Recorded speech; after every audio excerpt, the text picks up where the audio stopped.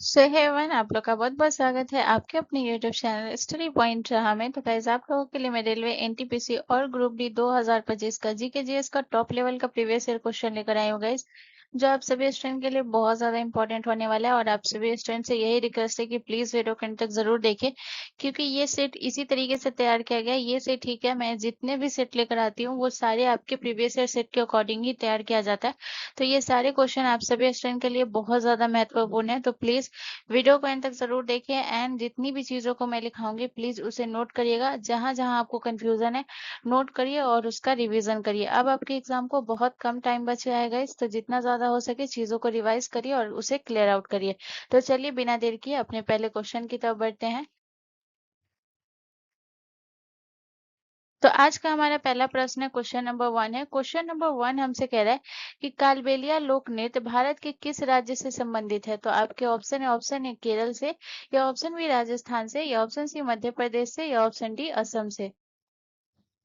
तो गाइज, इसका जो करेक्ट आंसर होगा वो होगा ऑप्शन बी, हमारा करेक्ट आंसर हो जाएगा। कालबेलिया लोक नृत्य जो है ये राजस्थान से संबंधित है। लेकिन अगर ये आपसे पूछे कि राजस्थान के किस जिले से संबंधित है, तो ये भी आपको याद रखना, ये राजस्थान के जोधपुर से संबंधित है। ठीक है, राजस्थान के जोधपुर जिला से संबंधित है। अब कालबेलिया नृत्य से जितने भी इंपॉर्टेंट पॉइंट बनते हैं उनको एक एक करके क्लियर करेंगे। तो सबसे पहले अगर मैं कालबेलिया नृत्य की बात करूँ, तो यहाँ पे आपको याद रखना है कि ये इस नृत्य को जो है कौन सा नृत्य कहा जाता है। तो याद रखिएगा, इस नृत्य को जो है सपेरों का नृत्य भी कहा जाता है। ठीक है, इसे क्या किसका नृत्य कहा जाता है? सपेरों का नृत्य भी कहा जाता है। सपेरों का नृत्य भी कहा जाता है। उसके अलावा अगर मैं बात करूं कि इसे जो है ये आपको याद रखना है कि कौन सी जनजाति के द्वारा किया जाता है, इसे याद रखिएगा, इसे कालबेलिया जनजाति के द्वारा किया जाता है। तो पहला ये सपेरों का नृत्य भी कहा जाता है, और दूसरा आपको याद रखना है कि ये किस जनजाति के द्वारा किया जाता है। तो ये आपको ध्यान रखना है, कालबेलिया जनजाति के द्वारा, कालबेलिया जनजाति के द्वारा। उसके अलावा अगर मैं बात करूं तो अगला पॉइंट आपको याद रखना है, जो कि बहुत ज़्यादा इम्पोर्टेंट है परीक्षा की दृष्टि से। तो आपको याद रखना है कि 2010 में, ठीक है, कालबेलिया नृत्य को 2010 में यूनेस्को के द्वारा अमूर्त सांस्कृतिक विरासत सूची में शामिल किया गया। ठीक है, तो 2010 में यूनेस्को के द्वारा, 2010 में यूनेस्को के द्वारा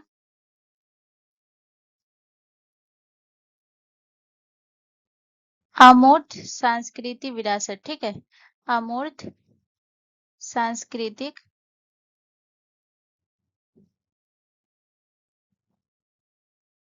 विरासत सूची में इसे शामिल किया गया। ठीक है, तो ये जो है बहुत इंपॉर्टेंट है, ये आपको याद रखना है। ठीक है, कि इसे आमूल सांस्कृतिक धरोहर या फिर विरासत की सूची में कब शामिल किया गया, तो ये आपको ध्यान रखना है। सूची में शामिल किया गया है 2010 में। तो ये मैं पूरे इसके साथ लिखा दी हूँ। अब यहाँ पे सबसे इम्पोर्टेंट याद रखना है कि जो कालबेलिया के सबसे प्रसिद्ध कलाकार है, कालबेलिया नृत्य से जो सबसे प्रसिद्ध कलाकार है, तो हम किसके बारे में बात करेंगे? कलाकार के बारे में। ठीक है, तो ये बहुत इंपॉर्टेंट है, ये भी पूछा जाता है। ठीक है, तो याद रखिएगा कि इनकी जो सबसे प्रसिद्ध कलाकार है वो कौन है? वो है आपकी गुलाबो सपेरा। ठीक है, गुलाबो सपेरा जो है ये आपको याद रखना है, गुलाबो सपेरा। गुलाबो सपेरा बहुत ज्यादा प्रसिद्ध है, ये आपको याद रखना है। क्योंकि इनका नाम इसीलिए सबसे ज्यादा प्रसिद्ध है क्योंकि कालबेलिया को अंतरराष्ट्रीय कोई पहचान दिया है, तो वो है गुलाबो सपेरा। तो यहाँ पे आपको लिखना है अंतरराष्ट्रीय स्तर पर पहचान कौन दिलाई थी। ठीक है, तो ये आपको याद रखना है, गुलाबो सपेरा अंतरराष्ट्रीय स्तर पर पहचान दिलाई थी। इस वजह से इन्हें जो है पुरस्कार भी मिला है और पद्म श्री पुरस्कार मिला है। ठीक है, वो भी मैं बताऊंगी कि इन्हें पद्म श्री पुरस्कार कब मिला है। तो पहले आपको ये याद रखना है कि अंतरराष्ट्रीय स्तर पर पहचान दिलाई कौन थी कालबेलिया नृत्य को, तो वो है गुलाबो सपेरा। अंतरराष्ट्रीय स्तर पर पहचान दिलाई। ठीक है, पहचान दिलाई। उसके अलावा अगर मैं बात करूँ, इसलिए इन्हें पद्मश्री से भी सम्मानित किया गया। तो ये आपको याद रखना है कि गुलाबो सपेरा को पद्मश्री से सम्मानित कब किया गया। ठीक है, तो ये आपको याद रखना है, गुलाबो सपेरा को पद्मश्री से सम्मानित किया गया था 2016 में। ठीक है, कब किया गया था? 2016 में। तो ये जो है ये कलाकार के बारे में है, जो कि आपको ये प्रश्न रहता ही है, तो ये आपके लिए बहुत ज़्यादा ही इम्पोर्टेंट है।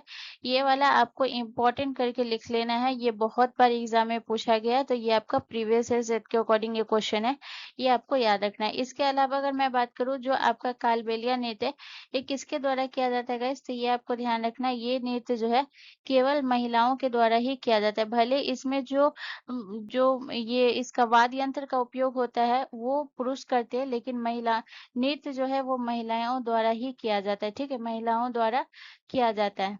इसमें महिला क्या करती है गाइस? तो याद रखिएगा, इसमें महिला जो है वो काला कलर का लहंगा पहनती है और जो लहराती हुई डांस करती है, ठीक है? ये इसका आपको याद रखना है, ठीक है?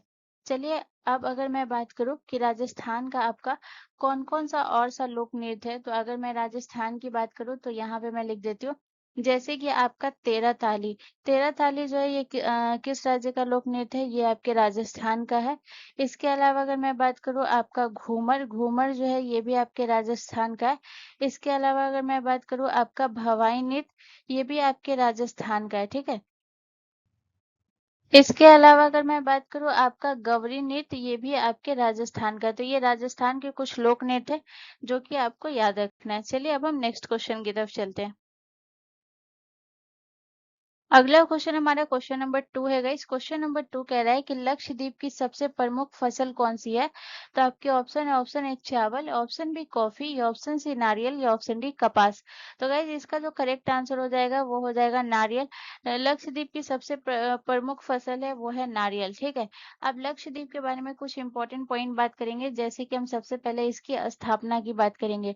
तो लक्षद्वीप की जो स्थापना हुई थी वो कब हुई थी गाइस? तो आपको याद रखना है, लक्षद्वीप की स्थापना 1 नवंबर 1956 को हुई थी, ठीक है? तो ये आपको याद रखना है, लक्षद्वीप की स्थापना कब हुई थी? लक्षद्वीप की स्थापना 1 नवंबर 1956 में हुई, 1956। उसके अलावा अगर मैं बात करूँ कि लक्षद्वीप की राजधानी कहाँ है गाइस, तो ये भी बहुत इंपॉर्टेंट है, याद रखिएगा। लक्षद्वीप की राजधानी जो है ये है कवरत्ती, ठीक है? तो ये आपको ध्यान रखना है, लक्षद्वीप की राजधानी कहाँ है गाइस, याद रखिएगा। लक्षद्वीप की राजधानी जो है ये है आपका कावारत्ती, ठीक है? उसके अलावा अगर मैं बात करूँ नेक्स्ट पॉइंट की, अगला पॉइंट आपको याद रखना है यहाँ की भाषा के बारे में, ठीक है? लक्षद्वीप की जो है सबसे प्रमुख भाषा कौन-सी है? तो ये भी आपको याद रखना है, लक्षद्वीप की सबसे प्रमुख भाषा है, जो बोली जाती है अधिकांश लोगों के द्वारा, वो है मलयालम, ठीक है? लक्षद्वीप के अधिकांश लोगों द्वारा जो भाषा बोली जाती है वो है मलयालम। लेकिन इसके अलावा भी 2 भाषा ऐसी है जो बोली जाती है, लेकिन बहुत कम लोग इसे बोलते हैं। जैसे कि एक भाषा हो गया आपका मलयालम, दूसरा भाषा आपका हो गया जैसे कि जेसरी, ठीक है? दूसरा भाषा का नाम है जेसरी, और तीसरा जो है ये आपको ध्यान रखना है माहल, ठीक है? तीसरा आपका कौन सा है? माहल है। लेकिन इसमें आपको याद रखना है कि जो अधिकांश लोग कौन सा भाषा बोलते हैं, तो ये आपको ध्यान रखना है कि अधिकांश लोगों द्वारा बोले जाने वाली भाषा कौन सी है? मलयालम।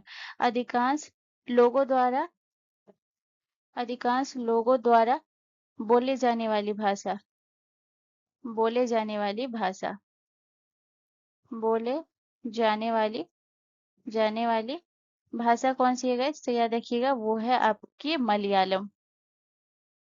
उसके अलावा अगर मैं बात करूँ तो आपको याद रखना है कि लक्षद्वीप के बारे में एक पॉइंट और याद रखिएगा कि इसमें जो है क्या है, तो याद रखिएगा लक्षद्वीप में कुल 36 द्वीप है, ठीक है? आपको ध्यान रखना है, लक्षद्वीप में कुल 36 द्वीप हैं। उसके अलावा अगर मैं बात करूँ, 36 द्वीप है। केवल इसमें से जो है वो केवल 10 ही द्वीप ऐसा है जिसमें मानव निवास करते हैं, ठीक है? कुल 36 द्वीप है, केवल 10 द्वीप में, ठीक है? केवल 10 द्वीप में मानव निवास करते हैं, केवल 10 द्वीप में मानव निवास करते हैं, मानव निवास करते हैं। तो ये आपको याद रखना है कि लक्षद्वीप में टोटल कितने द्वीप हैं और कितने द्वीप में किन मानव निवास करते हैं, ये मैं सर्कल कर दे रही हूँ ताकि आपको याद रहे। उसके अलावा एक पॉइंट और याद रखिएगा जो कि आपको याद रखना है कि सबसे छोटा केंद्र शासित प्रदेश कौन सा है, तो ये आपको याद रखना है, सबसे सबसे छोटा केंद्र शासित प्रदेश कौन सा है, इससे याद रखिएगा, सबसे छोटा केंद्र शासित प्रदेश है आपका कौन सा है, इससे याद रखिएगा वो है आपका लक्षद्वीप, ठीक है? सबसे छोटा केंद्र शासित प्रदेश है। तो यहाँ पे मैं टोटल लिखा दी हूँ, जो लक्षद्वीप से रिलेटेड जितने भी प्रश्न बन सकते हैं उन सारी चीज़ों को मैंने क्लियर कर दिया है। इसके अलावा मैं कुछ पॉइंट और देख लेती हूँ, जैसे कि अगर मैं आपको बताऊँ चावल, जो चावल है ये किस राज्य का सबसे प्रसिद्ध फसल है? तो चावल आपके आंध्र प्रदेश का, ठीक है? ये आपको ध्यान रखना है, चावल आपके आंध्र प्रदेश का सबसे प्रसिद्ध फसल है, और इसीलिए आंध्र प्रदेश को क्या कहा जाता है? आंध्र प्रदेश को कहा जाता है चावल का कटोरा। चावल का कटोरा कौन से राज्य को कहा जाता है? तो चावल का कटोरा कहा जाता है, ठीक है? चावल का कटोरा कौन से राज्य को कहा जाता है? तो चावल का कटोरा कहा जाता है, वो कहा जाता है आंध्र प्रदेश को, कहा जाता है, ठीक है? तो इसे भी मैं सर्कल कर देती हूँ ताकि आपको याद रहे, क्योंकि कभी-कभी प्रश्न इस तरीके से भी पूछा जाता है कि कौन से राज्य को चावल का कटोरा कहा जाता है, ठीक है? इसके अलावा अगर मैं बात करूँ आपका कॉफ़ी, कॉफ़ी का सबसे अधिक जो है वो किस राज्य का सबसे प्रसिद्ध है? वो है आपके कर्नाटक का, ठीक है? कॉफ़ी सबसे ज़्यादा कौन से राज्य में होती है? कर्नाटक में। और उसके अलावा अगर मैं बात करूँ कपास, कपास जो है ये सबसे ज़्यादा आपके कौन से राज्य में होती है? तो कपास आपके महाराष्ट्र में होती है, ठीक है? तो यहाँ पे मैं ये भी लिखा दी हूँ, बाकी जितने प्रश्न हैं उन सारी प्रश्नों को क्लियर कर दी हूँ। एक स्लाइड से मतलब अगर मैं एक क्वेश्चन को देखूँ, तो यहाँ से मैं आपका कितना सारा क्वेश्चन क्लियर कर दी हूँ, ये आपको याद रखना है। एक से आपको जितने भी प्रश्न बन रहे हैं आपको कन्फ्यूज़न नहीं होगा। एक क्वेश्चन से जितने सारे प्रश्न बन रहे हैं उन सारी चीज़ों को क्लियर कर दिया, ताकि अगर आपके लक्षद्वीप के बारे में पूछेगा तो फिर आपको लक्षद्वीप से कन्फ्यूज़न नहीं होगा। इसमें मैंने टोटल बता दिया, कुल 36 द्वीप है, जिसमें से केवल 10 द्वीप पे मानव निवास करती है। सबसे छोटा केंद्र शासित प्रदेश है, स्थापना, राजधानी, भाषा, इन सारी चीज़ों को मैं क्लियर कर दी हूँ। इसकी सबसे प्रमुख फसल कौन-सी है? ठीक है, तो ये आपको याद रखना है। चलिए अब हम नेक्स्ट क्वेश्चन की तरफ चलते हैं। अगला क्वेश्चन हमारा क्वेश्चन नंबर 3 है गाइस। क्वेश्चन नंबर 3 कह रहा है कि निम्नलिखित में से कौन सा मरुस्थल भारत में स्थित नहीं है? तो आपके ऑप्शन है सहारा मरुस्थल, या ऑप्शन बी लद्दाख मरुस्थल, या ऑप्शन सी स्पीति का शीत मरुस्थल, या ऑप्शन डी थार मरुस्थल। तो गाइस इसका जो करेक्ट आंसर होगा वो होगा ऑप्शन ए, हमारा करेक्ट आंसर हो जाएगा। सहारा मरुस्थल भारत में स्थित नहीं है। वहीं अगर मैं सहारा मरुस्थल की बात करूँ तो ये आपका कहाँ स्थित है गाइस? तो ये आपको ध्यान रखना है, सहारा मरुस्थल ये आपके उत्तरी अफ्रीका में स्थित है, ठीक है? ये आपका कहाँ स्थित है गाइस? याद रखिएगा, ये आपके उत्तरी अफ्रीका में। अब यहाँ से सबसे इम्पोर्टेंट प्रश्न क्या बनता है? यहाँ से आपको सबसे इम्पोर्टेंट प्रश्न बनता है, वो है आपसे पूछा जाता है कि विश्व का सबसे गर्म मरुस्थल कौन सा है गाइस? तो याद रखिएगा, विश्व विश्व का सबसे गर्म मरुस्थल, ठीक है? विश्व का सबसे गर्म मरुस्थल कौन सा है गाइस? तो याद रखिएगा, विश्व का सबसे गर्म मरुस्थल है वो है आपका सहारा मरुस्थल। और सहारा मरुस्थल गाइस याद रखिएगा, ये बहुत हरा भरा मरुस्थल है, ठीक है? ये आपको ध्यान रखना है। जैसे कि अगर आप देखेंगे पिक्चर में, ये कितना हरा भरा ये मरुस्थल है, ठीक है ना? तो ये आपको याद रखना है। इसके अलावा यहाँ से एक पॉइंट और आपको याद रखना है कि यहाँ जो है रेत का विशाल टीला है, ठीक है? यहाँ क्या है, सहारा मरुस्थल में रेत का विशाल टीला, कौन से मरुस्थल में? रेत का विशाल टीला, ये जो है सहारा मरुस्थल में, ठीक है? रेत का विशाल टीला है। और याद रखिएगा यहाँ जो रेत का विशाल टीला है, इसकी अगर आपसे ऊंचाई पूछ ले कि इस टीले की ऊंचाई कितनी है गाइस, तो याद रखिएगा इस टीले की ऊंचाई जो है वो है आपका 200 मीटर, ठीक है? इस टीले की ऊंचाई कितनी है? इस टीले की ऊंचाई है 200 मीटर, ठीक है? इसके अलावा अगर मैं बात करूँ तो अब आते हैं आपका नेक्स्ट है। नेक्स्ट आपका कौन सा है गाइस? यहाँ पे आपको बोल रहा है कि लद्दाख का शीत मरुस्थल।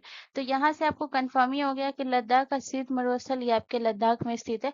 लेकिन यहाँ से भी बहुत इंपॉर्टेंट पॉइंट बनता है, अगर आपसे प्रश्न पूछा जाए कि भारत का सबसे ठंडा मरुस्थल कौन सा है, ये आपको ध्यान रखना है। भारत का सबसे ठंडा मरुस्थल ये है आपका लद्दाख का शीत मरुस्थल, ठीक है? तो ये आपको याद रखना है, भारत का सबसे ठंडा मरुस्थल है, ठीक है? भारत का सबसे ठंडा मरुस्थल है। उसके अलावा दूसरा जो है, जो कि आपका कहाँ है, लद्दाख में। और तीसरा अगर मैं बात करूँ वो है आपका स्पीति का शीत मरुस्थल। स्पीति का शीत मरुस्थल की बात करूँ तो ये आपका कहाँ है, ये आपके हिमाचल प्रदेश में, ठीक है? ये आपका कहाँ है गाइस, ये आपको ध्यान रखना है, ये है आपके हिमाचल प्रदेश में, ठीक है? उसके अलावा अगर मैं बात करूँ, अगला है आपका थार का मरुस्थल। थार का मरुस्थल कहाँ है? तो ये है आपका राजस्थान में, ठीक है? थार का मरुस्थल कहाँ है? तो ये आपको ध्यान रखना है, थार मरुस्थल आपके राजस्थान में है। और यहाँ पे आपको ये याद रखना है, थार मरुस्थल से आपको क्या याद रखना है? भारत का सबसे गर्म मरुस्थल कौन सा है गाइस? ये आपको ध्यान रखना है। भारत का सबसे गर्म मरुस्थल, ठीक है। भारत का सबसे गर्म और बड़ा भी लिख लीजिएगा, ठीक है। भारत का सबसे गर्म और बड़ा मरुस्थल कौन सा है, यानी कि ये बहुत बड़ा मरुस्थल, ठीक है। तो ये भी आपको याद रखना है। तो भारत का सबसे गर्म और बड़ा मरुस्थल है जो कि आपका थार का मरुस्थल है, जो कि आपके राजस्थान में है, ठीक है। तो यहाँ से जितने पॉइंट बन रहे थे वो मैं लिख दी। अच्छा, यहाँ पे जो है सहारा मरुस्थल जो है वो विश्व का सबसे गर्म मरुस्थल है, ठीक है। ये तो आप सभी ने पढ़ा। लेकिन अगर आपसे ये पूछा जाए कि विश्व का सबसे ठंडा मरुस्थल कौन सा है, ये आपको बताना है। तो यहाँ पे ये भी लिख लीजिए। तो आपको याद रखना है कि विश्व का सबसे ठंडा मरुस्थल कौन सा है, वो है आपका अंटार्कटिका, ठीक है। विश्व का सबसे ठंडा ठंडा मरुस्थल मरुस्थल। कभी कभी क्या है ना गाइस, लिखने में भी थोड़ा सा दिक्कत हो जाता है ना, जल्दी जल्दी लिखते हैं इसकी वजह से। तो यहाँ पे आप लिख लीजिए सबसे, ठीक है। सबसा लिखा गया था, सबसे ठंडा मरुस्थल अंटार्कटिका है, ठीक है। आपको ध्यान रखना है अंटार्कटिका। तो यहाँ से आपको जितने इंपॉर्टेंट पॉइंट बन रहे थे मरुस्थल से, मैंने उन सारी चीजों को लिखा दिया, इसे नोट कर लीजिएगा। चलिए अब हम नेक्स्ट क्वेश्चन की तरफ चलते हैं। अगला क्वेश्चन हमारा क्वेश्चन नंबर 4 है गाइस। क्वेश्चन नंबर 4 कह रहा है कि विटामिन के प्राकृतिक रूप से किसमें पाए जाने वाले जीवाणुओं द्वारा निर्मित होते हैं। तो आपके ऑप्शन है अग्नाशय में, या ऑप्शन बी आंत में, या ऑप्शन सी हृदय में, या ऑप्शन डी गुर्दा में। तो गाइस जो आपके आंत में जो जीवाणु होते हैं, इसी के द्वारा विटामिन के जो है ये निर्मित होता है, ठीक है। तो ये कौन सी आंत में? दो आंत होता है आपका, एक छोटी आंत और एक बड़ी आंत। तो याद रखिएगा, ये आपके जो पाया जाता है वो आपकी बड़ी आंत में पाया जाता है, ठीक है। कौन से आंत में? बड़ी आंत में। और जो आपका जो जीवाणु होता है, कौन सा जीवाणु विटामिन के का निर्माण करता है? तो ये भी आपको याद रखना है, जो आपका गट बैक्टीरिया होता है, ठीक है। आपको ध्यान रखना है, गट बैक्टीरिया होता है, बैक्टीरिया, ठीक है। गट बैक्टीरिया जो है ये विटामिन के का निर्माण करते हैं। गट बैक्टीरिया विटामिन दरअसल ये दो विटामिन का निर्माण करते हैं, ठीक है। तो वो दोनों आप लिख लीजिएगा, गट बैक्टीरिया के विटामिन के और विटामिन के और किसका करते हैं? विटामिन के और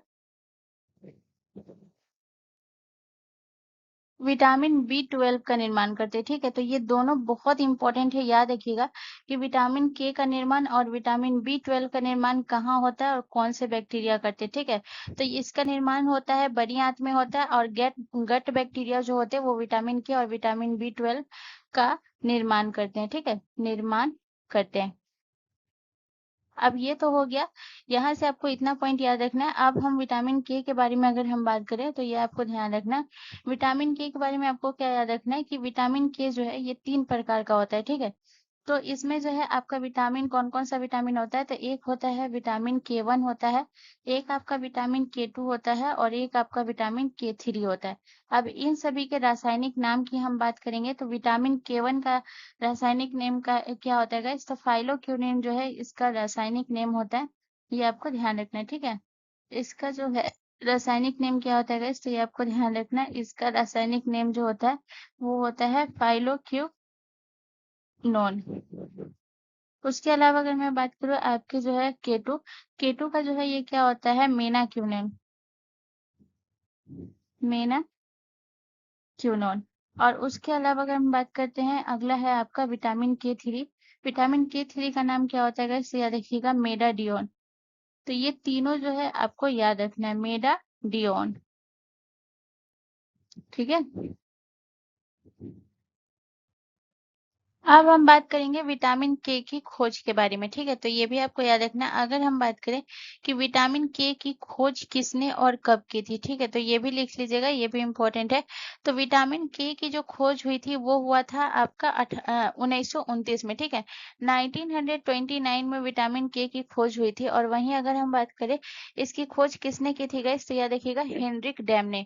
तो ये भी आपको लिखना है, इसकी खोज किसने की थी गाइस, तो याद रखिएगा हेनरिक डैम ने जो है विटामिन के की खोज की थी। और कब की थी? तो 1929 में। तो यहाँ पे मैं ये भी लिखाती हूँ, ये नाम आपको याद रखना है, ठीक है। ये भी पूछा जाता है। उसके अलावा अगर मैं बात करूँ कि विटामिन के का काम क्या होता है, तो विटामिन के का काम होता है रक्त का थक्का जमाना, ठीक है। रक्त का थक्का जमाना जो है ये किसका काम होता है, विटामिन के का, रक्त का थक्का जमाना। तो ये हो गया विटामिन के से जितने इंपॉर्टेंट पॉइंट बन रहे थे वो मैं लिखा दी हूँ, इसे आप नोट कर लीजिएगा। और हाँ, एक चीज और नोट कर लीजिएगा कि विटामिन के जो है ये सबसे ज्यादा हरी पत्तेदार सब्जियों में पाया जाता है, ठीक है। चलिए अब हम नेक्स्ट क्वेश्चन की तरफ चलते हैं। अगला क्वेश्चन हमारा क्वेश्चन नंबर 5 है गाइस। क्वेश्चन नंबर 5 हमसे कह रहा है कि निम्नलिखित में से किस महीने में असम में कटी बिहू मनाया जाता है। तो आपके ऑप्शन है अक्टूबर में, ऑप्शन बी जनवरी में, ऑप्शन सी नवंबर में, या ऑप्शन डी मार्च में। तो गाइस इसका जो करेक्ट आंसर होगा वो होगा आपका अक्टूबर में। अब सबसे पहले हम जानते हैं बिहू के बारे में, ठीक है। तो याद रखिएगा असम में जो है ये आपकी कितनी बिहू मनाई जाती है। तो याद रखिएगा असम में 3 बिहू मनाई जाती है, ठीक है। असम में 3 बिहू मनाई जाती है। अब वो 3 बिहू कौन-कौन सी है और कब मनाई जाती है हम इसे भी लिखेंगे, ठीक है। असम में 3 बिहू मनाई जाती है, ठीक है। अब इसमें हम बात करेंगे कि कौन-कौन सी 3 बिहू मनाई जाती है, ठीक है। तो पहला आपको याद रखना है वो हो गया आपका बोहाग बिहू, ठीक है। पहला आपका कौन सा हो गया गाइस, तो याद रखिएगा पहला हो गया आपका बोहाग बिहू। दूसरा आपका कौन सा हो गया गाइस, दूसरा आपका हो गया बोहाग बिहू। दूसरा आपका कौन सा हो गया, दूसरा हो गया आपका काटी बिहू, ठीक है। दूसरा आपका कौन सा हो गया, काटी बिहू, जिसे कटी बिहू भी कहते हैं। ये है जो कि आपके प्रश्न में पूछा गया। और तीसरा मैं इस साइड लिखाती हूँ। तीसरा जो है ये आपका कौन सा है, तीसरा जो है ये आपका माघ बिहू है, ठीक है। तीसरा जो है ये आपका कौन सा है, ये 3 बिहू आपको याद रखना है। अब इस तीनों बिहू से आपके क्या क्या प्रश्न बनते हैं उन्हें क्लियर करते हैं। तो सबसे पहले आपको याद रखना है कि बोहाग बिहू को कौन सा बिहू कहते हैं, इसे रंगोली बिहू भी कहते हैं, ठीक है। बोहाग बिहू को याद रखिएगा रंगोली बिहू कहते हैं। रंगोली बिहू, रंगोली बिहू कहते हैं, ठीक है। उसके अलावा अगर मैं बात करूं आपका दूसरा जो है ये आपका है काटी बिहू। काटी बिहू को जो है इसे हम कौन सी बिहू कहते हैं, इसे हम कंगाली बिहू भी कहते हैं, ठीक है। इसे हम कौन सी बिहू कहते हैं गाइस, याद रखिएगा इसे हम कंगाली बिहू कहते हैं। उसके अलावा आपको याद रखना है माघ बिहू। माघ बिहू को कौन सा बिहू कहते हैं, माघ बिहू को भोगाली बिहू भी कहते हैं। तो अगर कंफ्यूजन ना हो तो ये नाम के लिए जो है क्या है ना, बहुत कंफ्यूजन होता है जो परीक्षार्थी होते हैं। क्योंकि इस तरीके से प्रश्न दे देते हैं ना कि लोग कहते हैं मैं ये बिहू पढ़ा, मैं वो बिहू पढ़ी, मुझे समझ नहीं आया। तो इसे आप पूरा मैं ऐसे ही समझा रही हूँ ताकि आपको क्लियरली एकदम अच्छे से समझ आ जाए, ठीक है ना, कोई कंफ्यूजन ना हो। इसके अलावा अगर मैं बात करती हूँ जो आपका बिहाग बिहू है, सॉरी बोहाग बिहू है, ये आपका कब मनाया जाता है। तो ये याद रखिएगा जो आपका बोहाग बिहू है ये आपका मनाया जाता है आपका अप्रैल में, ठीक है। ये कब मनाया जाता है, ये मनाया जाता है अप्रैल में। और याद रखिएगा अप्रैल में मनाया जाता है। और दूसरा पॉइंट आपको याद रखना है ये जो है ये आपके जो है नव वर्ष का शुरुआत है, ठीक है। तो याद रखिएगा असम का नववर्ष कौन सा बिहू है, तो याद रखिएगा असम का नववर्ष है ये, ठीक है। बोहाग बिहू जो है ये असम का नववर्ष है, नववर्ष है, ठीक है। और कब मनाया जाता है, ये अप्रैल में मनाया जाता है। इसके अलावा अगर अब आ जाते हैं काटी बिहू। काटी बिहू आपका कब मनाया जाता है, तो ये आपको ध्यान रखना है काटी बिहू अक्टूबर में मनाया जाता है, जो कि आपके प्रश्न में भी दिया गया और जो कि मैंने आंसर भी किया है, क्या किया है, अक्टूबर में, ठीक है। काटी बिहू आपका क्यों मनाया जाता है, तो काटी बिहू आपका मनाया जाता है ताकि ये जो फसल होता है, जो ये फसल जो बढ़ने का समय होता है, इस समय क्या है ना दीप जलाकर ये किया जाता है ताकि जो है नई फसल का इंतजार होता है, ठीक है ना। तो ये भी आप लिख लीजिएगा। अगर मैं शॉर्टकट में अगर मैं बात करूँ तो ये आपको ध्यान रखना है कि ये जो है इसमें क्या करते हैं लोग, नई फसल का इंतजार करते हैं और कामना करते हैं कि फसल अच्छी हो, ठीक है। नई फसल का इंतजार करते हैं, ठीक है, इंतजार करते हैं। उसके अलावा तीसरा जो है ये आपका कौन सा बिहू है, तीसरा है आपका भोगाली बिहू, यानी कि माघ बिहू। माघ बिहू कब मनाया जाता है गाइस, तो याद रखिएगा ये आपके जनवरी में मनाया जाता है, ठीक है। माघ बिहू आपके जनवरी में मनाया जाता है। इसके अलावा अगर मैं बात करूँ माघ बिहू जो होता है गाइस, याद रखिएगा फसल कटाई के बाद, इसमें आपको माघ बिहू में क्या होता है, तो ये आप लिख लीजिएगा फसल कटाई के बाद माघ बिहू में क्या होता है, फसल कटाई के बाद उत्सव होता है, ठीक है। उत्सव का प्रतीक है, उत्सव का प्रतीक है। तो यहाँ पे ये आपका तीनों बिहू मैं समझा दी हूँ कब मनाया जाता है, किसे कौन सा बिहू कहते हैं और कहाँ से आपको कौन सा प्रश्न पूछा जा सकता है, ये आपको याद रखना है, ठीक है। अब इसमें से ये भी प्रश्न पूछा जाता है कि निम्नलिखित में से कौन सा है, कौन सा बिहू है जो असम का नववर्ष है, ठीक है ना। तो इस तरीके से भी एक प्रश्न रहता है, तो यहाँ पे आपको याद रखना है। चलिए अब हम नेक्स्ट क्वेश्चन की तरफ चलते हैं। अगला क्वेश्चन हमारा क्वेश्चन नंबर 6 है गाइस। क्वेश्चन नंबर 6 कह रहा है कि निम्नलिखित में से कौन सा विश्व धरोहर स्थल की सूची में शामिल नहीं है। तो आपसे पूछ रहा है कि विश्व धरोहर स्थल की सूची में शामिल कौन सा नहीं है। तो आपके ऑप्शन है, ऑप्शन ए हुमायूं का मकबरा, ऑप्शन बी दिल्ली का जंतर मंतर, ऑप्शन सी महाबोधि मंदिर, या ऑप्शन डी केवलादेव राष्ट्रीय पार्क। बहुत लोग इसमें कंफ्यूज होंगे, ठीक है। जिन्होंने इसमें पढ़ा है वही वही लोग इसका आंसर दे पाएंगे, वरना जिनका जो है वो कम होगा, सही से नहीं पढ़े होंगे, वो कंफ्यूज हो जाएंगे, ठीक है। तो इसका जो करेक्ट आंसर हो जाएगा, आपसे पूछ रहा है कि यूनेस्को के विश्व धरोहर स्थल में कौन शामिल नहीं है गाइस, तो याद रखिएगा वो है दिल्ली का जंतर मंतर।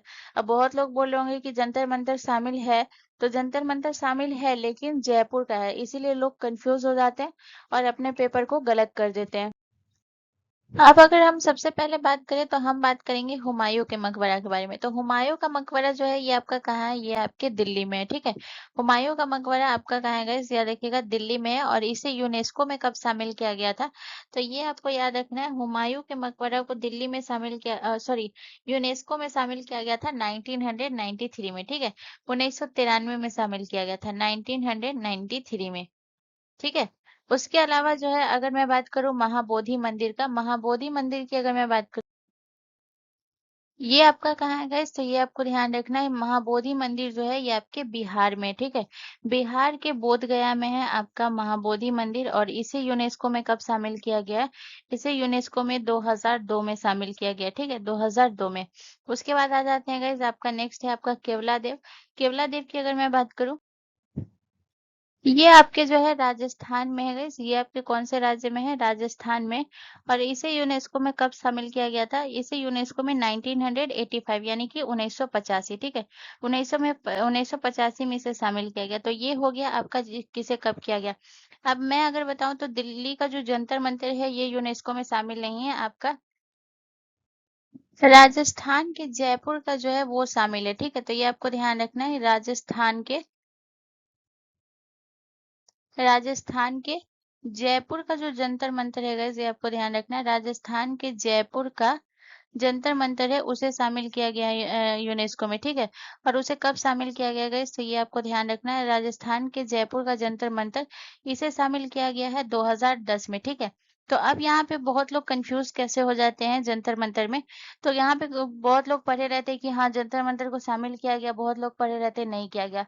तो यहाँ पे कंफ्यूजन कैसे हो जाता है, महाराजा सवाई सिंह जयसिंह द्वितीय जो थे, इन्होंने 5 जंतर मंतर का निर्माण करवाया था, ठीक है। तो यहाँ पे आप लिख लीजिए महाराजा महाराजा सवाई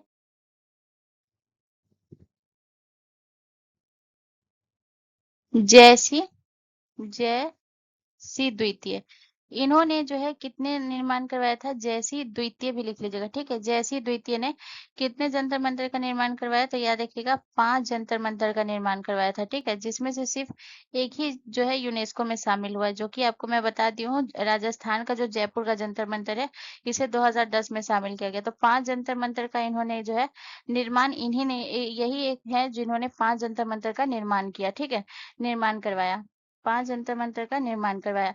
अब वो 5 जंतर मंतर का निर्माण करवाया, तो वो कौन-कौन सा जगह है जहाँ इन्होंने निर्माण करवाया, तो पहला आपको याद रखना है, जो कि ये इन्होंने जो निर्माण करवाया था 5 जगह में, पहला आ जाता है आपका दिल्ली, दूसरा आपका आ जाता है गाइस राजस्थान। राजस्थान का मैं सीधा जगह लिख देती हूँ, ठीक है, ये आपको याद रखना है, ये हो जाएगा आपका जयपुर, ताकि आपको कंफ्यूजन ना हो, ठीक है, जयपुर। उसके बाद तीसरा आपको याद रखना है, तीसरा आपका हो गया उज्जैन, तीसरा आपका हो गया उज्जैन। उसके अलावा आपको याद रखना हो गया आपका मथुरा, और लास्टली आपका कौन सा हो गया, वाराणसी। तो ये 5 जगह इन्होंने निर्माण करवाया था, जिसमें से सिर्फ एक ही जगह का है जो कि मैं बता चुकी हूँ। तो ये आपको याद रखना है, इसमें कंफ्यूज नहीं होना है।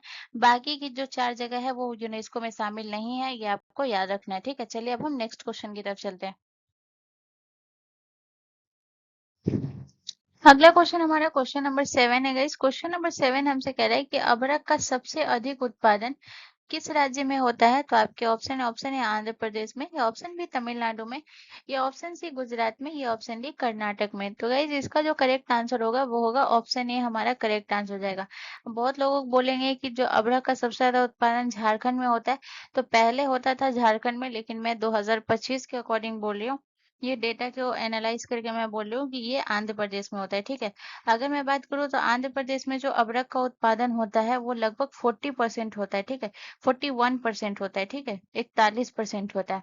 इसके अलावा मैं अगर अभ्रक की बात करूं, जैसे कि अगर मैं इसके बात करती हूँ कि आंध्र प्रदेश के बाद जो है दूसरा स्थान जो है ये कौन से राज्य का है, तो इसके बाद मैं क्रम वाइज बात करूंगी। ठीक है, दूसरे स्थान की अगर मैं बात करूँ तो दूसरे स्थान पर हो जाएगा आपका, वो हो जाएगा आपका राजस्थान। ठीक है, दूसरे स्थान पर जो है आपका कौन सा है, राजस्थान है। राजस्थान की अगर मैं बात करूँ तो ये अभ्रक का लगभग कितना उत्पादन करता है, तो ये राजस्थान जो है ये अभ्रक का लगभग 21% उत्पादन करता है। ठीक है, 21%। उसके बाद जो है तीसरे नंबर पे आपका कौन सा राज्य आ जाएगा, तीसरे पे आपका आता है ओडिशा। तीसरे पे आपका आता है ओडिशा। ओडिशा की अगर मैं बात करूँ तो ये आपका जो है कितना उत्पादन करता है, ये आपका 20% उत्पादन करता है। ठीक है, ये 20% उत्पादन करता है और तीसरे स्थान पर है। ठीक है, वहीं अगर मैं बात करूँ आपका जो है चौथेवें स्थान पर, चौथा स्थान पर कौन है, कौन सा राज्य है, तो ये है आपका महाराष्ट्र। ठीक है, चौथे स्थान पे आपका महाराष्ट्र है। महाराष्ट्र अगर मैं बात करूँ ये कितना उत्पादन करता है अभ्रक का, तो महाराष्ट्र करता है आपका लगभग 15% जो है ये महाराष्ट्र करता है।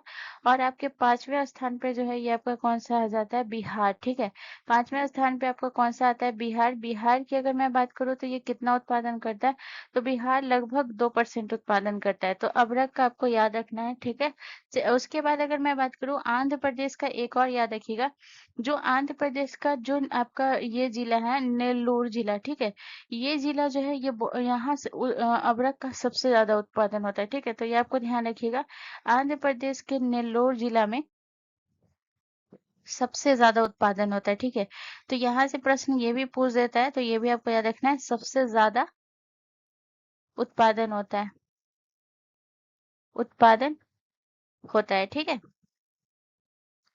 अब हम नेक्स्ट क्वेश्चन की तरफ चलते हैं।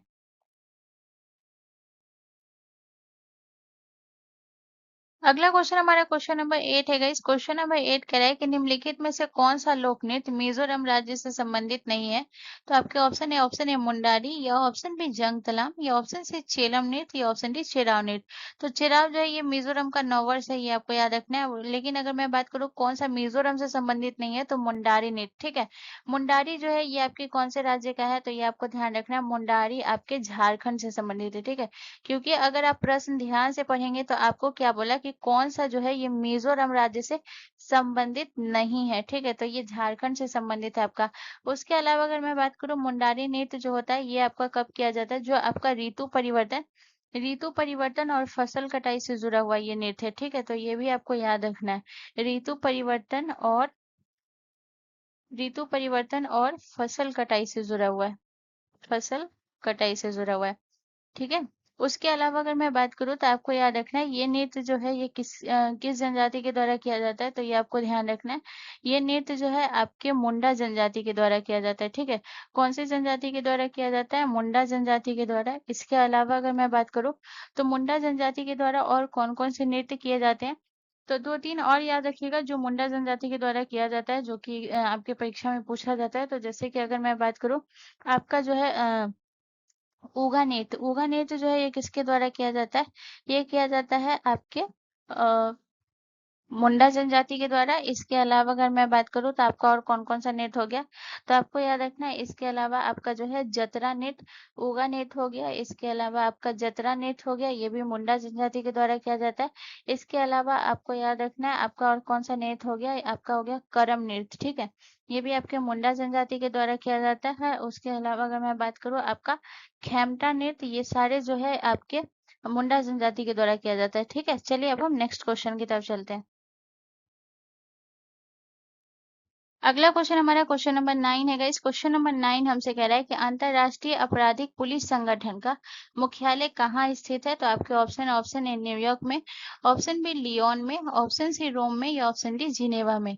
तो गाइस इसका जो करेक्ट आंसर होगा वो होगा आपका जो लियोन है, करेक्ट आंसर हो जाएगा। ठीक है, लियोन आपका कहाँ पड़ता है गाइस? तो लियोन आपका फ्रांस में पड़ता है। ठीक है, लियोन आपका कहाँ है? तो ये आपके फ्रांस में। अब जो अगर मैं बात करूं जो अंतरराष्ट्रीय आपराधिक पुलिस संगठन है, इसको हम क्या कहते हैं? इसे हम इंटरपोल के नाम से भी जानते हैं। ठीक है, इसे हम क्यों कौन से नाम से जानते हैं? इंटरपोल। अब हम यहाँ पे बात करेंगे इसकी जो है स्थापना से रिलेटेड, इसे हम इंटरपोल के नाम से भी जानते हैं, लेकिन अब हम बात करेंगे स्थापना। ठीक है, तो इसकी स्थापना कब हुई थी गाइस? याद रखिएगा, इसकी स्थापना हुआ था 1923 में, 1923 में इसकी स्थापना हुई थी। उसके अलावा अगर मैं बात कि इसकी स्थापना 1923 में कहाँ हुई थी, तो ये भी याद रखिएगा 1923 के वियना में इसकी स्थापना हुई थी। ठीक है, वियना में। उसके अलावा अगर मैं बात करूँ तो यहाँ पे आपको याद रखना है कि इसमें जो है कितने देश है गाइस? तो याद रखिएगा इंटरपोल की अगर मैं बात करूँ तो आपको याद रखना है इसमें कितने देश है? तो याद रखिएगा 194 सदस्य देश हैं। ठीक है, इसमें आपको याद रखना है कितने देश हैं? 194 सदस्य देश हैं। ठीक है,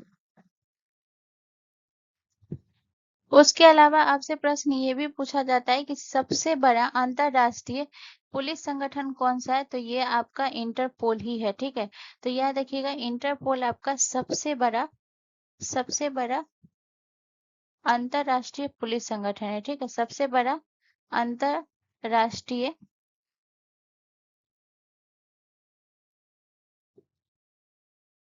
पुलिस संगठन है। पुलिस संगठन है। ठीक है, ये आपको याद रखना है। ठीक है, सबसे बड़ा पुलिस संगठन संगठन ये थोड़ा गलत हो गया, सही से लिखिएगा। सबसे बड़ा पुलिस संगठन, ठीक है, संगठन है। उसके अलावा अगर मैं बात करूं, पहले जो इसका नाम था वो था अंतरराष्ट्रीय आपराधिक पुलिस संगठन था। ठीक है, लेकिन इसे इंटरपोल जो बोला गया था, तो इसे इंटरपोल कब से बोला जाने लगा? तो ये आपको ध्यान रखना है। इंटरपोल हो गया था ये 1956 यानी 1956 से इसे इसका नाम इंटरपोल हो गया, इंटरपोल के नाम से भी जाने लगा। ये भी आपको याद रखना है। इसके अलावा अगर मैं बात करूँ तो आपको याद रखना है कि इसका जो है ये काम क्या होता है? तो इसका काम होता है, आपको याद रखना है, जो कि याद रखिएगा लोगों का सुरक्षा करना। ठीक है, लोगों का सुरक्षा करना जो है इसका काम होता है, लोगों का सुरक्षा करना।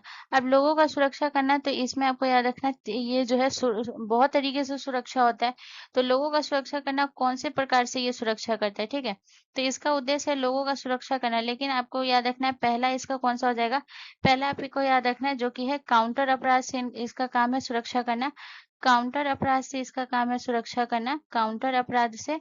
उसके बाद जो है यहाँ पे आपका पहला हो गया, पहला हो गया, दूसरा और तीसरा जो है मैं इधर लिखा देती हूँ। ठीक है, काउंटर अपराध से इसका सुरक्षा करना हो गया। उसके बाद दूसरा और तीसरा मैं इधर लिख देती हूँ। ठीक है, दूसरा और तीसरा। दूसरा आपका कौन सा हो जाएगा? साइबर अपराध से सुरक्षा करना, साइबर अपराध। ठीक है, दूसरा आपका कौन सा हो जाएगा गाइस? याद रखिएगा, दूसरा आपका हो जाएगा साइबर अपराध। और तीसरा आपका कौन सा हो जाएगा गाइस? तीसरा आपका हो जाएगा वो है संगठित अपराध, संगठित। तो ये 3 अपराधों से आपको सुरक्षा प्रदान करता है, ये आपको ध्यान रखना है। ठीक है, संगठित अपराध। चलिए अब हम नेक्स्ट क्वेश्चन की तरफ चलते हैं। अगला क्वेश्चन हमारा क्वेश्चन नंबर 10 है गाइस। क्वेश्चन नंबर 10 कह रहा है कि निम्नलिखित में से गर्म करने पर कौन सा विटामिन नष्ट हो जाता है? तो आपके ऑप्शन है, option A vitamin B, option B vitamin A, या ऑप्शन सी विटामिन डी, या ऑप्शन डी विटामिन ए। तो गाइज इसका जो करेक्ट आंसर होगा वो होगा ऑप्शन ए, हमारा करेक्ट आंसर हो जाएगा। गर्म करने पर जो विटामिन नष्ट हो जाता है वो विटामिन बी और सी है। ठीक है, तो ये दो विटामिन है, ये आपको ध्यान रखना है, विटामिन बी और आपको याद रखना है और कौन है गाइस? याद रखिएगा और सी। ठीक है, ये नष्ट क्यों हो जाता है? तो याद रखिएगा जब ये टेम्परेचर पे होता है, जब ये टेम्परेचर पे होता है तो ये क्या हो जाता है गाइस? याद रखिएगा जब ये टेम्परेचर पे होता है तो ये ऑक्सीडेंट की वजह से, तो यहाँ पे आप लिख लीजिएगा ये जो है किसकी वजह से नष्ट हो जाता है? ऑक्सीडेशन। ठीक है, ऑक्सीडेशन के कारण, ऑक्सीडेशन के कारण नष्ट हो जाता है, ठीक है, नष्ट हो जाता है। तो यहाँ पे अगर आपसे प्रश्न ये बोला जाए कि जो है गर्म करने पर कौन सा विटामिन नष्ट हो जाता है, ये अगर आपसे प्रश्न पूछे तो भी विटामिन बी और सी होगा। और अगर आपसे ये पूछे कि खाना बनाने समय कौन सा विटामिन नष्ट हो जाता है, तो ऑब्वियस सी बात है, अगर खाना बनेगा तो वो आपका हीट उसको मिलता है तभी जाकर आपका खाना पकता है। तो खाना पकाने समय आपका कौन सा विटामिन नष्ट होगा, तो भी आंसर आपका यही होगा, ठीक है। ये आपको याद रखना है। इसके अलावा अगर मैं बात करूँ आपकी, अगर हम विटामिन बी के रासायनिक नाम की बात करें तो थायमिन। विटामिन बी का रासायनिक नाम क्या है गाइस, याद रखिएगा थायमिन है। उसके अलावा अगर मैं बात करूँ विटामिन ई का रासायनिक नाम क्या है, तो याद रखिएगा विटामिन ई का रासायनिक नाम है टोकोफेरोल, ठीक है, ये आपको ध्यान रखना है। विटामिन ई का रासायनिक नाम क्या है, टोकोफेरोल। किसे सौंदर्यता का विटामिन भी कहा जाता है, तो विटामिन ई को ही कहा जाता है। उसके बाद अगर हम बात करें विटामिन डी, विटामिन डी का रासायनिक नेम है कैल्सीफेरोल, ठीक है। विटामिन डी का रासायनिक नेम क्या है गाइस, याद रखिएगा, विटामिन डी का रासायनिक नेम है कैल्सीफेरोल। उसके अलावा अगर हम बात करें विटामिन ए का रासायनिक नेम क्या है, रेटिनॉल, ठीक है। विटामिन ए का रासायनिक नेम क्या है, रेटिनॉल। चलिए अब हम नेक्स्ट क्वेश्चन की तरफ चलते हैं। अगला क्वेश्चन हमारा क्वेश्चन नंबर 11 है गाइस। क्वेश्चन नंबर 11 कह रहा है कि निम्नलिखित में से कौन सा स्थान वर्ष 1917 में गांधी जी के सत्याग्रह से संबंधित है। तो सत्याग्रह से संबंधित कौन सा है, बारदौली है या अहमदाबाद है या खेड़ा है या चंपारण है। तो गाइस इसका जो करेक्ट आंसर होगा वो होगा ऑप्शन डी, करेक्ट आंसर हो जाएगा। आप सभी को पता होना चाहिए कि जो गांधी जी का पहला जो है वो कौन सा था। तो आपको क्या याद रखना है कि गांधी जी का पहला सत्याग्रह आंदोलन कौन सा था, पहला सत्याग्रह आंदोलन चंपारण सत्याग्रह था, ठीक है। पहला सत्याग्रह पहला सत्याग्रह आंदोलन कौन सा था गाइस, तो याद रखिएगा, पहला सत्याग्रह आंदोलन 1917 में हुआ था। जो आपका 1917 में आपका कौन सा आंदोलन हुआ था, 1917 का चंपारण चंपारण आंदोलन, ठीक है। उसके अलावा अगर मैं बात करूँ, यहाँ जो है नील की खेती की जाती थी और नील का खेती होने के बाद जमीन बंजर हो जाता था, ठीक है, जिससे किसानों को बहुत दिक्कत होता था। और उस समय किसान क्या करते थे, मजदूरों से क्या करते थे, नील की खेती करवाते थे और बहुत कम दाम में उसे लेकर बेच देते थे और किसानों को बहुत नुकसान होता था। इसीलिए जो है ये आंदोलन हुआ था। इसके अलावा अगर मैं गांधी जी के कुछ आंदोलन की बात करूं, जैसे कि 1917 में इनका चंपारण हुआ था, तो यहाँ पे मैं क्रम वाइज बात कर देती हूँ। 1918 में इनका कौन सा आंदोलन हुआ था, 1918 में इनका खेरा आंदोलन हुआ था, ठीक है। 1918 में इनका कौन सा आंदोलन हुआ था, खेरा आंदोलन हुआ था। उसके अलावा अगर हम बात करते हैं 1918 में, उसके अलावा अगर हम बात करें तो आपको याद रखना है 1920, ठीक है। 1920 में इन्होंने कौन सा, 1920 से 22 कर लीजिए, 1920 से 22 में कौन सा आंदोलन हुआ था, असहयोग आंदोलन, असहयोग आंदोलन, असहयोग आंदोलन। और याद रखिएगा 1919 में अहमदाबाद आंदोलन था, जो कि मैं भूल गई, तो यहाँ पे आप लिख लीजिएगा 1919 में आपका कौन सा आंदोलन था, अहमदाबाद आंदोलन। उसके अलावा अगर हम आ जाते हैं तो गाइस आपको याद रखना है कि जो आपका जो है 1930 में कौन सा हुआ था, 1930 में आपका हुआ था नमक सत्याग्रह, ठीक है। 1930 में आपका कौन सा हुआ था गाइस, तो याद रखिएगा नमक सत्याग्रह कब हुआ था, नमक सत्याग्रह, ठीक है, नमक सत्याग्रह हुआ था आपका 1930 में। और 1942 में आपका कौन सा हुआ था, आपका भारत छोड़ो आंदोलन। 1942 में आपका कौन सा हुआ था गाइस, याद रखिएगा 1942 में हुआ था आपका भारत छोड़ो आंदोलन। कब हुआ था, भारत छोड़ो आंदोलन, भारत छोड़ो आंदोलन हुआ था आपका 1942 में, ठीक है। चलिए अब हम नेक्स्ट क्वेश्चन की तरफ चलते हैं।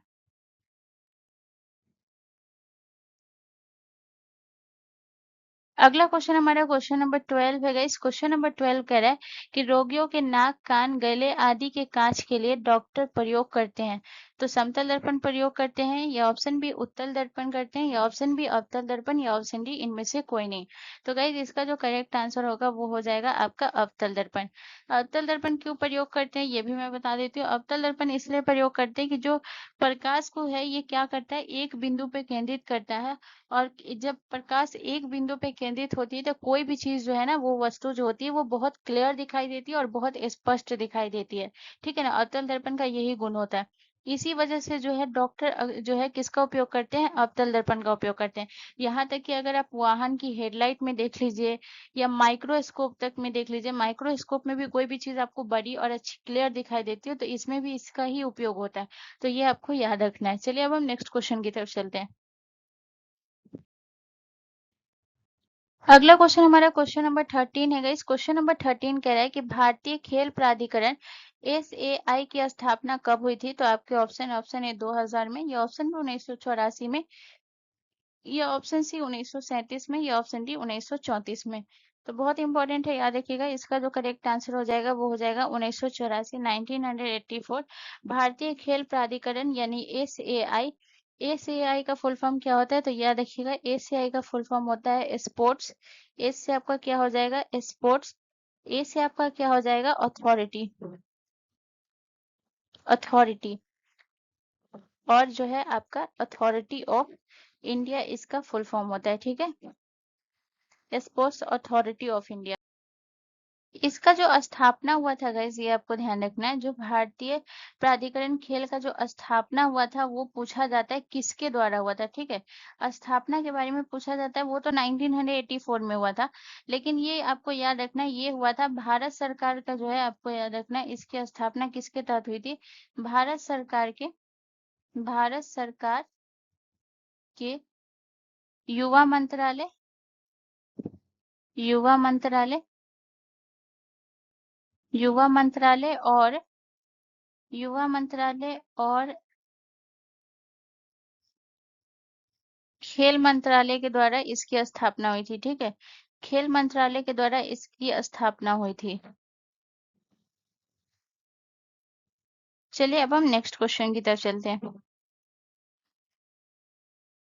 अगला क्वेश्चन हमारा क्वेश्चन नंबर 14 है गाइस। क्वेश्चन नंबर 14 कह रहा है कि निम्नलिखित में से कौन सा तत्व प्रोटीन का हिस्सा है? तो आपके ऑप्शन ए आयोडीन, या ऑप्शन बी नाइट्रोजन, या ऑप्शन सी फास्फोरस, या ऑप्शन डी कोबाल्ट।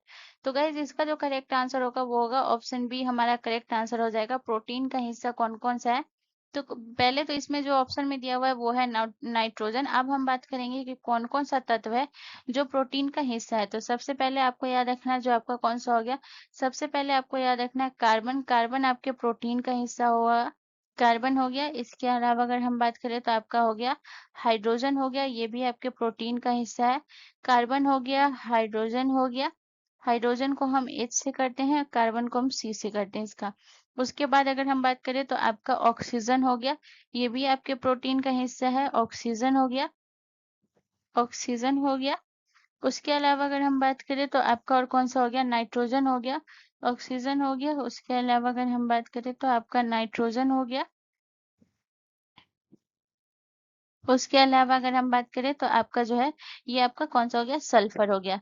तो ये सारे जो है ये क्या करते हैं? ये आपके प्रोटीन को बनाने में जो है मदद करते हैं, ये आपको याद रखना है। यानी कि ये सारे प्रोटीन का हिस्सा है और यही सब इन्हीं तत्वों को मिलाकर क्या बनता है? इन सारे तत्व जब एक साथ मिल जाएंगे तो ये क्या बनाएंगे गाइस? तो याद रखिएगा, ये सारे तत्व जब एक साथ मिल जाते हैं तो यही एमिनो एसिड का निर्माण करते हैं, ठीक है। ये किसका निर्माण करते गए? तो याद रखिएगा, एमिनो एसिड का निर्माण करते हैं। बहुत इंपॉर्टेंट पॉइंट है, इसे आप नोट करिएगा, ठीक है। एमिनो एसिड का निर्माण करते हैं। चलिए अब हम नेक्स्ट क्वेश्चन की तरफ चलते हैं। अगला क्वेश्चन हमारा क्वेश्चन नंबर 15 है गाइस। क्वेश्चन नंबर 15 कह रहा है कि इंदिरा गांधी मेमोरियल ट्यूलिप उद्यान किस शहर में स्थित है? तो आपको बताना है इंदिरा गांधी मेमोरियल ट्यूलिप उद्यान जो है ये आपके मनाली में, या ऑप्शन बी श्रीनगर में, या ऑप्शन सी गंगटोक में, या ऑप्शन डी शिमला में। तो गाइस इसका जो करेक्ट आंसर होगा वो होगा ऑप्शन बी, हमारा करेक्ट आंसर हो जाएगा। श्रीनगर में है, ये आपको याद रखना है। और याद रखिएगा ये जो है इंदिरा गांधी जो है ये एशिया का सबसे बड़ा ट्यूलिप उद्यान है, ठीक है, यानी कि ट्यूलिप बाग है। तो यहाँ पे आपको याद रखना है इंदिरा गांधी मेमोरियल ट्यूलिप, ये आपको ध्यान रखना है एशिया का सबसे बड़ा, एशिया का सबसे बड़ा, एशिया का सबसे बड़ा ट्यूलिप, ठीक है। एशिया का सबसे बड़ा ट्यूलिप उद्यान है, ठीक है। और याद रखिएगा गाइज, इसी जो है आपके इंदिरा गांधी जो ट्यूलिप उद्यान है, इसी में आपका कौन सा महोत्सव होता है, इसी में आपका ट्यूलिप महोत्सव भी होता है। ठीक है, इसी गार्डन में आपका जो है, आपको याद रखना है कौन सा महोत्सव होता है, इसी गार्डन में आपका ट्यूलिप महोत्सव होता है। ठीक है, इसी गार्डन में आपका ट्यूलिप महोत्सव आयोजित होता है। और ये आयोजित कब होता है, ये भी आपको याद रखना है, ट्यूलिप महोत्सव आयोजित होता है। ठीक है, और ये जो आयोजित होता है, ये होता है आपका मार्च अप्रैल में। ठीक है, आयोजित कब होता है गाइस, याद रखिएगा, ट्यूलिप महोत्सव आयोजित होता है आपके मार्च या फिर आपके अप्रैल में आयोजित होता है, मार्च या अप्रैल में। और उसके बाद एक पॉइंट और याद रख लीजिएगा, जो आपका जो है इंदिरा गांधी मेमोरियल ट्यूलिप में, इसमें लगभग 68 से अधिक 68 से अधिक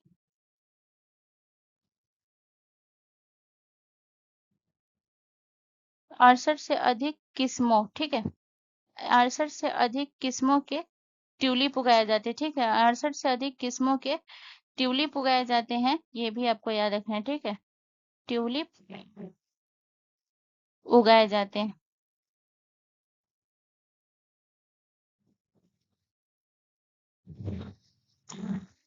तो गैस, आपका जो आज का सेशन है ये यहीं कंप्लीट होता है। मैं थोड़ा आज का क्वेश्चन कम रखी हूँ क्योंकि मेरी तबीयत थोड़ी ठीक नहीं है, तो मैंने कोशिश किया है कि जितना ज़्यादा हो सके चीज़ों को क्लियर आउट करने का।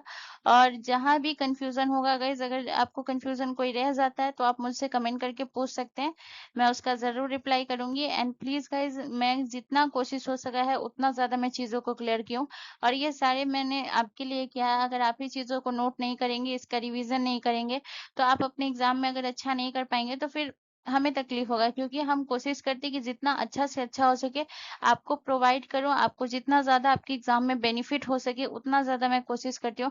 तो प्लीज आप सभी सेशन को जरूर देखा करिए, और जितने भी आपको कंफ्यूजन है, जहां जहां भी मैंने पढ़ाया है आपको चीजें नहीं पता है, तो उसको नोट करिए। मैं दोबारा बोली, ये सारे आपके प्रीवियस ईयर सेट के अकॉर्डिंग है गाइस। कुछ क्वेश्चन तो ऐसे भी होंगे जो 2 से 3 बार पूछे गए हैं आपके प्रीवियस ईयर में, चाहे वो 2022 में पूछे गए हो, 21 में पूछे गए हो, या फिर आपका जो है 18 17 इस तरीके से, या 22 में पूछे गए हो। तो इस तरीके से भी आपको क्वेश्चन मैंने देखा है, तो मैंने वैसे क्वेश्चन को भी रखा है। और खासकर मैंने कोशिश किया कि जितना ज्यादा उस क्वेश्चन से क्वेश्चन बन सकते हैं, मैं उन सारी चीजों को क्लियर कर सकूं। तो प्लीज आप सभी से यही रिक्वेस्ट है कि ये वीडियो अगर आपके लिए थोड़ा सा भी इंफॉर्मेटिव था, तो प्लीज एक बार चैनल को जरूर सब्सक्राइब कर लीजिएगा एंड बेल आइकन पे जरूर क्लिक कर लीजिएगा। मिलते हैं नेक्स्ट वीडियो में गाइस, जय हिंद।